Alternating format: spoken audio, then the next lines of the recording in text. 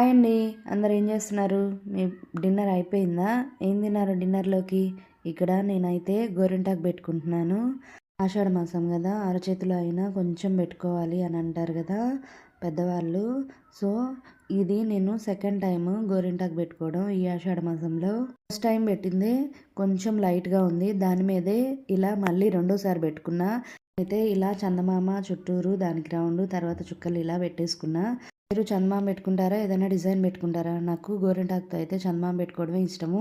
So only left hand చూపుడు వేలుతో right hand కూడా ఇలా పెట్టేసుకున్నాను ఆ ఒక్క వేలుతోనే. మీరు ట్రై చేశారా ఎప్పుడైనా? ట్రై చేయకపోతే ట్రై చేయండి, ఈజీగానే ఉంటుంది, అంత కష్టమేం కాదు.